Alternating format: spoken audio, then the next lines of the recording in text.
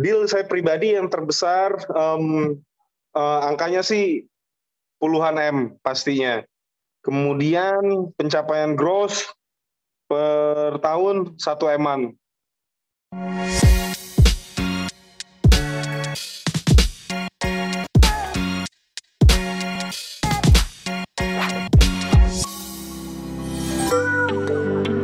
Halo Property People, apa kabar semuanya? Semoga semua dalam keadaan yang sehat ya. Senang sekali saya Desire Roring hadir kembali menemani Anda dalam program 123 Pro Tips. Program yang menghadirkan para agen properti yang berpengalaman yang nantinya kita bukan hanya sharing-sharing tentang pengalaman mereka juga akan sharing tips sukses untuk menjadi agen properti. Dan di sini pastinya saya tidak sendiri, sudah ada dua narasumber kita, dua agen properti yang pengalamannya sudah tidak bisa diragukan lagi, pengalamannya luar biasa. Dan di sini sudah ada, pertama ada Bapak Mike Febriano Simanihuruk, selaku Direktur One Realty Cabang Jalan Peta. Halo Bapak, apa kabar Bapak Mike? Halo, sore, kabar baik. Baik, luar biasa. Dan ada juga Bapak Rudi Haryono selaku Property Agent Jayantaka Property. Halo Bapak Rudi. Halo Mbak Desi. Nah mungkin tanpa menunggu lama lagi kita langsung tanya-tanya ke Bapak Rudi dan juga Bapak Mike. Mungkin mulai dari karir mereka, sejak kapan dan apa sih yang menjadi daya tarik dari dunia properti yang membuat mereka tuh oke, saya ingin jadi agent properti. Mungkin bisa dari Bapak Rudi. Ya. Silakan Bapak. Ya. Oke Mbak Desi, terima kasih atas waktunya. Tadi pertanyaannya mulai sejak kapan ya? Iya, dari kapan Bapak berkarir dan berkecimpung di dunia properti? Kalau untuk saya pribadi, berkarir dan berkecimpung di dalam dunia properti saya dari tahun 2018. Ya, kurang lebih 3 tahun yang lalu ya Mbak ya. 3 tahun, ya. Yang membuat saya tertarik kenapa di dunia properti, karena menurut saya, dan memang betul, properti itu memang tidak ada matinya ya Mbak. Dalam arti, kita jualan yang tidak pernah ada matinya dan pasti laku, itu ya jualan properti. Yes. Nah mungkin dari Bapak Mike, dan kalau saya lihat dari sini ini bukan bapak-bapak kali ya, mas-mas ya. Mungkin saya panggil Mas Mike dan Mas Rudi, itu lebih tepat ya semuanya ya. Oke, mungkin dari Mas Mike silakan. Ya, saya mulai sejak tahun 2016, jadi usianya 5 jalan 6 tahun ya Bu ya. Iya betul. Dan mungkin apa sih yang membuat Bapak tuh oke, saya ingin jadi agent properti. Mungkin awal mulanya bisa diceritakan Mas Mike? Ya, awal mulanya sih ya itu diajak teman dan sebagainya ya. Tiap orang juga saya percaya sih jalannya itu beda-beda ya. Nah, kalau saya sih cocok di sini karena saya merasa bahwasannya tantangannya bagus, tantangannya besar banget, ketemu banyak dengan orang-orang baru, kemudian bisnis properti kalau mau diseriusin itu good money ya. Good money ya, unlimited money kalau saya dengar-dengar ya. Ya, kalau diseriusin, sama kalau mau komit. Nah, mungkin tadi saya sebenarnya sudah sampaikan dari awal pas di title-nya itu Mas Rudi dan juga Mas Mike ini siapa, tapi mungkin bisa lebih detail Mas Rudi dan Mas Mike jelaskan jenis properti dan area mana saja yang menjadi fokusnya dan gimana sih prospek di daerah tersebut. Mungkin bisa mulai dari Mas Mike. Kita nama kantornya One Realty, fokus kita itu di Bandung. Nah, seluruh Bandung, semua kawasan di Bandung kita cover, kita pasarin dan nggak menutup kemungkinan juga ke kota-kota tetangga ya kayak Jakarta dan sebagainya sih. Kalau boleh tahu jenis propertinya apa tuh Pak? Yang paling difokuskan? Rumah, tanah, ruko, gedung. Oh banyak. Jadi di mana ada peluang, di mana ada potensi ya kita kerjain sih Bu. Luar biasa ini ya. Ya ada peluang potensi langsung masuk ya Mas. Mungkin dari Mas Rudi? Ya, kalau untuk kita pribadi, kantor kita Jayantaka, kita berkantor di Jogja ya, khususnya di Sleman. Untuk wilayah sendiri yang kita fokuskan kali ini kita masih fokus di area Jogja, di Sleman, Bantul dan sekitarnya. Kalau untuk jenis properti apa yang kita pasarkan, kita saat ini ada rumah mewah, villa, tanah dan ruko juga. Nah, kalau boleh tahu prospek di daerah Jogja dan mungkin daerah Bandung itu seperti apa? Lancarkah atau ada sesuatu dan lain hal? Mungkin bisa dari Mas Rudi. Kalau Jogja untuk sampai saat ini alhamdulillah masih lancar Mbak, karena menurut saya pribadi juga di Jogja itu termasuk kota yang istilahnya banyak orang yang memilih untuk masa pensiun menghabiskan waktunya di Jogja. Ya. Okay. Dan saat ini pun juga malah demand dan supply-nya untuk properti khususnya di Jogja itu masih belum seimbang sih Mbak. Karena memang Jogja itu yang paling digemari kan daerahnya Sleman, Bantul, Kota. Mungkin yang lain masih belum kayak mungkin daerah lain kan mungkin merata, tapi kalau Jogja yang masih digemari 3 daerah tersebut dan lahannya semakin lama semakin menyempit kan, semakin habis. Itu sih. Oke, luar biasa. Mungkin dari Mas Mike gimana prospek di daerah Bandung? Ya, kalau bisnis properti ya kita ngerti ya dari tahun ke tahun tuh pasti ada ups and down. Apalagi corona, covid kayak begini, pandemi, ada PSBB, PPKM kemarin sempat drop ya. Tapi kalau overall, kalau dilihat dari Januari sampai akhir bulan 10 ini, saya sih prospeknya bagus banget Bu. Kita tergabung di asosiasi, ada juga kantor yang omsetnya sampai, ini secara general global di Bandung propertinya ya, rata-rata kantor properti omsetnya itu ratusan M, ada yang hampir ke T juga. Jadi ya kalau ditanya prospeknya gimana ya itu by data, by numbers, even ada pandemi, ada ups and down dan sebagainya, tetap prospeknya bagus ya, omsetnya bagus-bagus. Dan rata-rata kantor properti di Bandung sehat-sehat sih ya. Nah mungkin kan Mas Rudi dan juga Mas Mike ini sudah beberapa tahun kan ya di dunia properti ini. Ada pengalaman menarik, unik dan mengesankan nggak selama menjadi agent properti? Mungkin bisa dari Mas Rudi. Momen itu waktu tahun 2019 saya menjual properti yang ada di Jogja daerah selatan. Dan itu ada buyer atau konsumen yang menghubungi saya itu waktu siang. Beliau saya antar survei lokasi itu siang hari. Kemudian malam hari jam 10 kalau nggak jam 11 saya juga ya tepatnya saya agak lupa. Pokoknya malam hari lah. Beliau pengen lihat lokasi lagi, memastikan suasananya seperti apa sih di malam hari. Jadi kita dalam satu hari itu survei di satu lokasi itu dengan orang yang sama, tapi yang keduanya di tengah malam gitu. Di tengah malam dan gitu ya? Karena memang posisinya itu kebetulan lokasinya kan dekat sama makam. Nah jadi penasaran mungkin jadi kayak kita berdua itu lagi uji nyali di dekat makam gitu, tengah malam itu sih. Itu yang nggak bisa dilupain. Ya. Kalau dari Mas Mike ada nggak pengalaman yang tidak terlupakan? Pengalaman banyak ya Bu ya Mbak. Terlalu general, saya spesifik aja deh ya. Pengalaman yang tidak terlupakan buat saya di dunia properti yang berhubungan dengan rumah 123 adalah saya ini bisa banyak jualan, bisa ngerti tentang properti, bisa banyak klien dan sebagainya, itu dengan fokus ya ngiklan di rumah 123 dari dulu. Dari rumah 123 itu fitur listingnya tuh saya ingat tuh berapa 5 tahun yang lalu kayaknya ya, harganya masih 50.000 terus naik dan sebagainya. Jadi ya saya ngalamin itu sih. Jadi yang perkembangannya perkembangannya saya ngikutin banget dengan rumah 123. Plus tim rumah 123 di Bandung juga ini ya friendly people ya mereka ya. Sama agent itu dekat, sering ngobrol juga. Dan ya menurut saya pengalaman saya yang nggak terlupakan ya itu profesi saya sangat terbantu dengan kehadiran si Rumah 123 nih.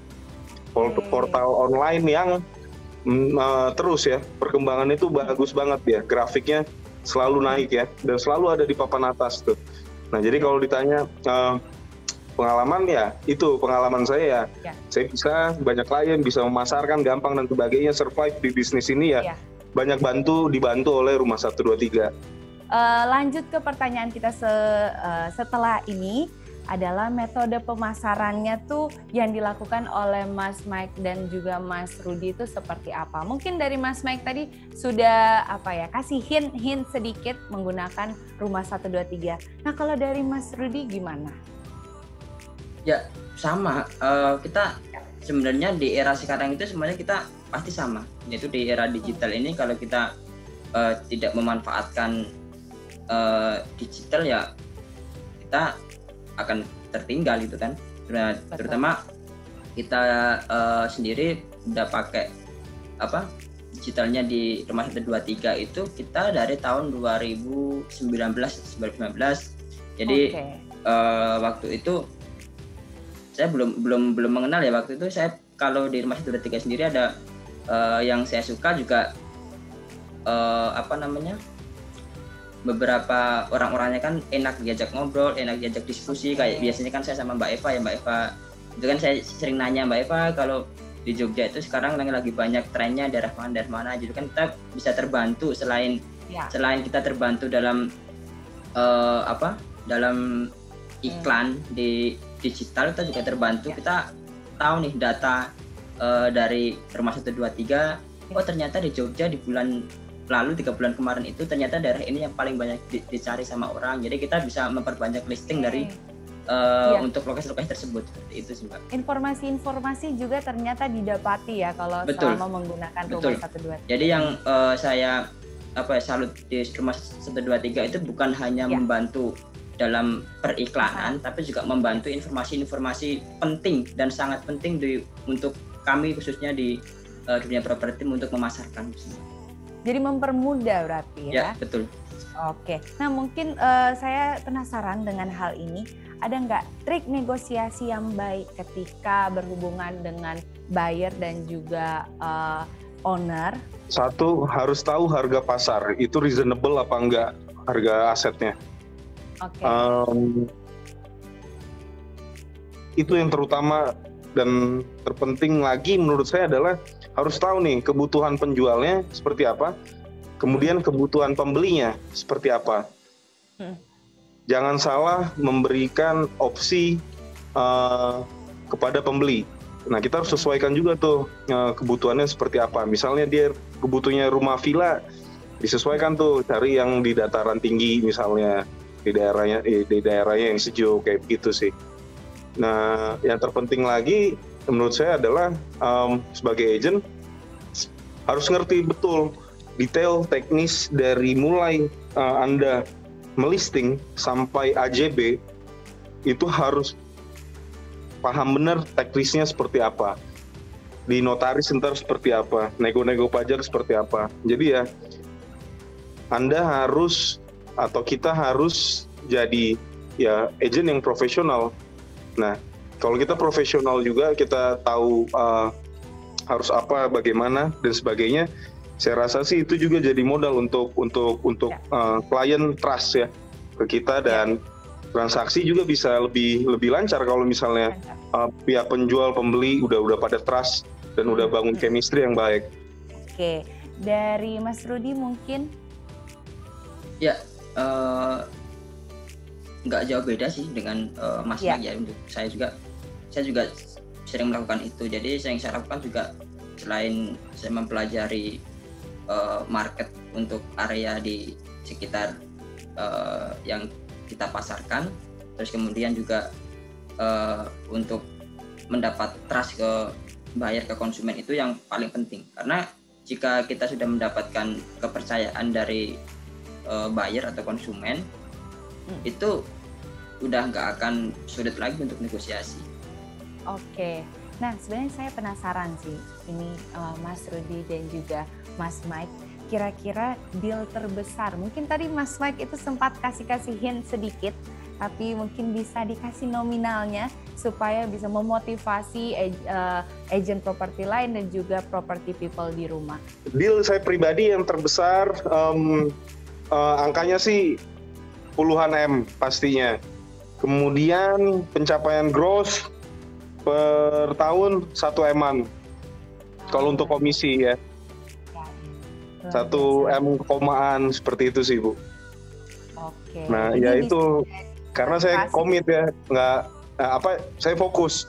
Senin sampai Senin lagi mainnya properti, yang dibaca properti, urusannya properti. Ya kalau Anda fokus komit ya pasti bisa itu sih. Konsisten juga mungkin ya Mas. Ya. Mungkin Mas Rudy bisa melanjutkan tadi dengan pertanyaan nominal terbesar, deal terbesar selama bekerja menjadi agent properti ini.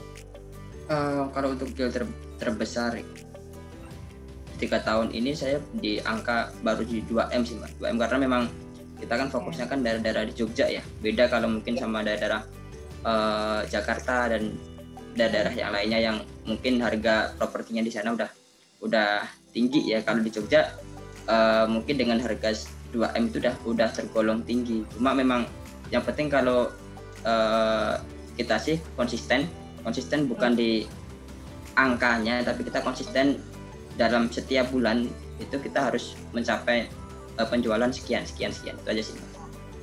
Jadi sama dengan Mas Mike tadi ya. Itu bagus tuh statementnya.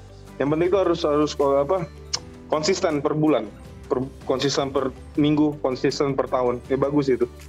Oke, konsisten itu bisa jadi tips untuk property people. Nah, mungkin aku penasaran nih, kan sekarang kita lagi menghadapi pandemi gitu. Kendala apa sih? Atau mungkin dari sebelum pandemi kendala-kendala yang dihadapi oleh Mas Mike dan juga Mas Rudy? Saya sih pemikirannya gini, kalau nggak hidup itu pasti ada kendala ya.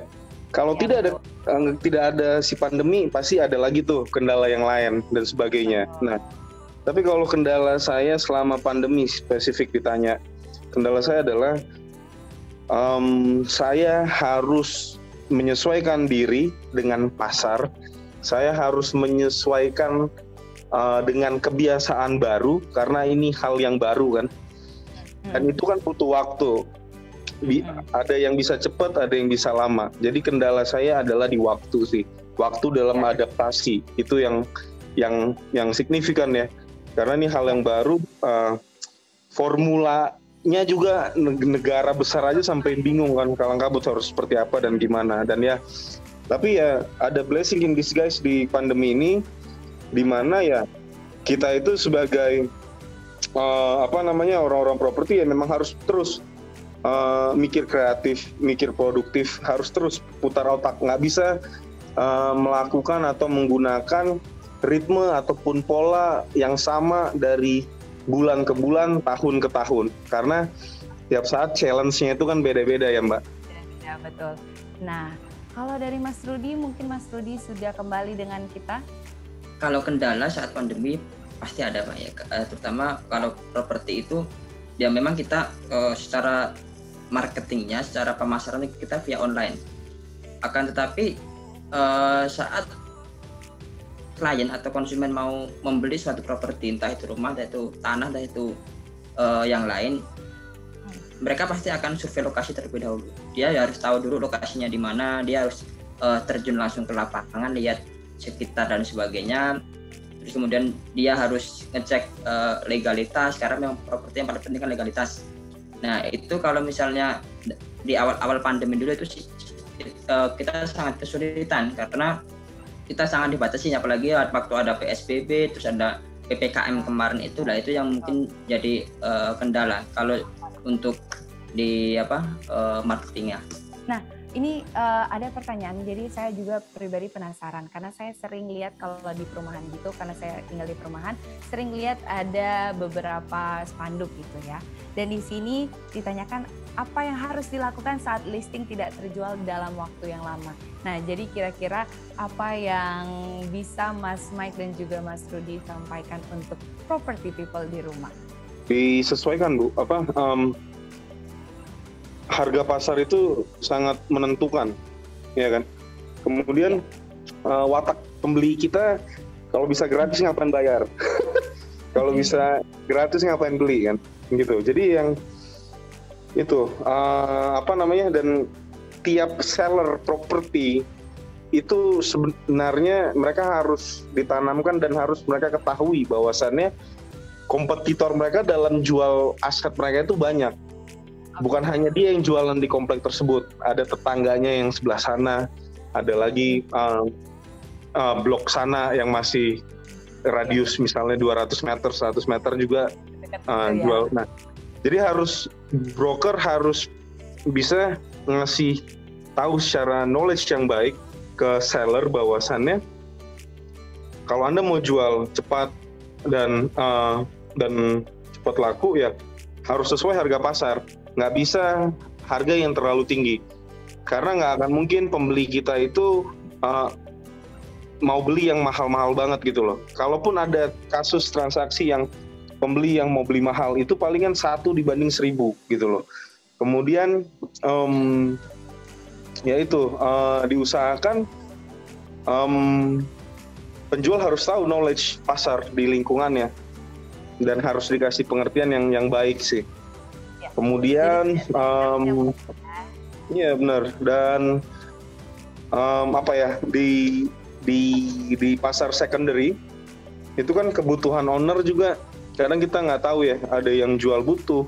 Kalau bisa misalnya jual butuh ya itu bisa cepat, ada juga yang jual santai dan sebagainya. Nah itu harus disesuaikan lagi sih, harus di-adjust. Dan kalau penjual yang jual mahal banget dan jual-jual nggak butuh, nah kadang sih biasanya lama dan itu nggak bisa dipaksain untuk cepet gitu loh. Oke, kalau dari Mas Rudi? Ya, tadi beberapa poinnya sudah disampaikan sama Mas Mike ya.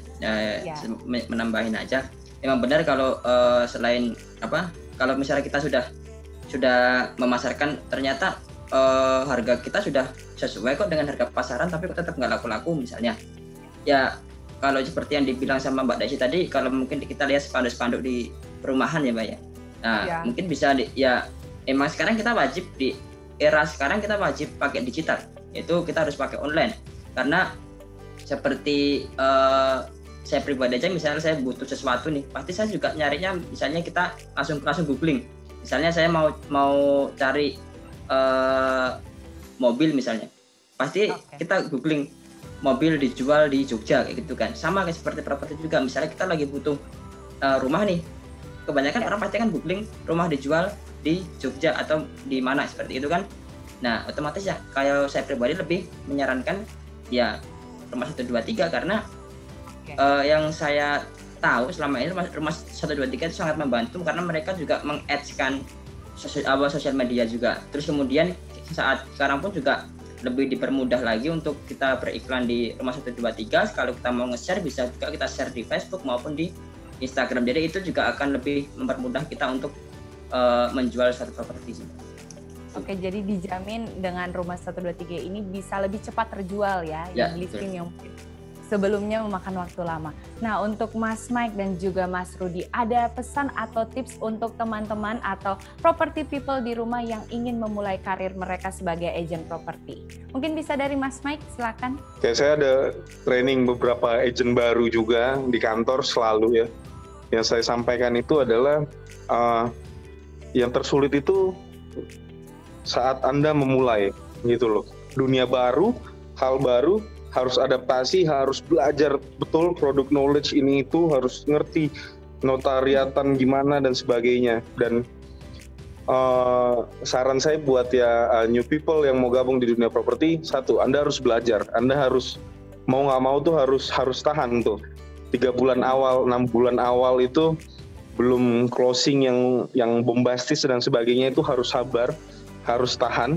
Karena di situ tuh pembentukan pondasi Anda untuk jadi broker yang profesional ke depannya. Dan kuncinya untuk bisa closing yaitu harus dimulai dengan melisting dan mengiklan. Itu aja di repeat. Nah, itu dijadikan habit. Kalau dari Mas Rudi sendiri? Ya, kalau dari saya ya juga yang pasti belajar sih Mbak. Belajar maksudnya marketing properti itu beda dengan marketing yang lain. Kalau mungkin marketing suatu mobil gitu, asalkan dia sudah tahu speknya seperti apa, selesai. Tapi kalau marketing properti itu dia bukan hanya berjualan barang, tapi dia juga berjualan, bisa dikatakan istilahnya benefit, nilai apa sih yang misalnya orang beli di suatu properti itu, istilahnya nilai plusnya seperti apa. Jadi kalau untuk teman-teman yang pengen memulai di dunia properti, ya yang pasti kalian harus belajar tentang product knowledge, harus belajar tentang benefit knowledge, harus belajar tentang persepsi nilai, dan yang pasti juga harus belajar tentang pertimbangan investasi tentang properti. Gitu sih Mbak. Luar biasa, itu banyak sekali pelajaran-pelajaran, tips dan pesan langsung dari Mas Rudi dan juga Mas Mike bagi teman-teman atau property people yang ingin menjadi agent properti, yang ingin memulai karir teman-teman sebagai agent properti. Dan kalau saya bisa highlight semua apa yang tadi pembicaraan kita dan juga sharing-sharing kita dari Mas Mike dan juga Mas Rudi, itu jangan lupa untuk mengerti market, mengerti kebutuhan mengerti market yang sebenarnya terkadang itu ada shifting kebutuhan market itu, kebutuhan dari customer. Jadi terus mengerti, terus belajar. Kalau tadi kata Mas Rudi bilang terus belajar, dan jangan lupa untuk build trust dengan customer maupun owner. Dan ternyata waktu kita sudah habis, sehingga program 123 Pro Tips hari ini harus kita sudahi dulu. Dan terima kasih banyak untuk Mas Rudi dan juga Mas Mike atas waktunya dan juga atas ilmu-ilmu untuk property people semua. Dan untuk thank you for having us. Oke, thank you so much Mas Mike dan juga Mas Rudi. Dan untuk property people jangan lupa like, share, dan komen video ini. Dan untuk property people yang ingin menjadi agen properti, terus pantengin video-video dari program 123 Pro Tips ini, karena masih banyak lagi ilmu-ilmu dan pengalaman-pengalaman yang nantinya akan kita share melalui 123 Pro Tips ini. Dan akhir kata, saya Desire Roring pamit undur diri, mulai dari nyari sampai nempatin rumah baru, pastinya di rumah123.com, karena kami ada buat kamu. Terima kasih semuanya, sampai jumpa di 123 Pro Tips episode selanjutnya. Terima kasih.